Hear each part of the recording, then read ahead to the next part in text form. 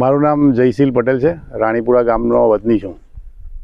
છેલ્લા કેટલા દિવસથી રાણીપુરા ગામના કાછી જરાત વગાની અંદર ગેરકાયદેસર રીતે રેતી ખનન કરવાની કામગીરી ચાલુ કરવાની કવાયત હાથ ભૂમાફિયાઓ દ્વારા ધરવામાં આવી હતી।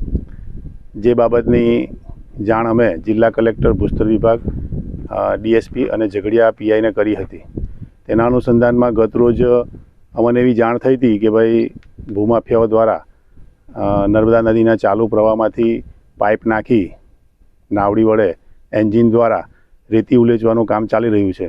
તો હું અને અમારા ગામના કેટલાક ખેડૂતો સ્થળ પર આવ્યા હતા। ત્યારે અમે જોયું કે ભૂમાફિયાઓ દ્વારા આખી પ્રોટેક્શન વોલ ટાઈપની એક ભેખડ હતી તે આખી તોડી નાખી અને તેમના જેસીબી મશીન વડે અને નાવડી વડે રેતી ઉલેચવાનું કામગીરી શરૂ કરવાની કવાયત હાથ ધરી હતી।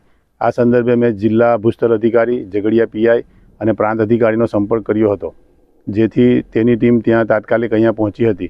તે દરમિયાન આ જે ગેરકાયદેસર રીતે રેતી ખનન કરે છે તેઓ ગોવાલી ગામનો દેવાંગ ઉર્ફે લાલો ઈશ્વર પાટણવાડિયા નાઓ અહીંયા ધસી આવ્યા અને અધિકારીઓની હાજરીની અંદર મારી ગરદન પકડી લીધી અને મને જીવથી મારવાનો પ્રયાસ કર્યો।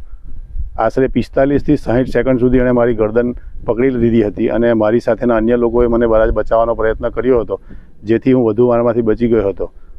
ત્યારબાદ ભૂસ્તર વિભાગની ટીમ દ્વારા અહીંની જે ગેરકાયદેસર રીતે રેતી ખનન કરવાની પ્રક્રિયાની જે સાધન સામગ્રી હતી તેને જપ્ત કરી અને તેની આગળની કાર્યવાહી કરી 55 લાખ રૂપિયા જેટલા મુદ્દામાલ જપ્ત કર્યો છે।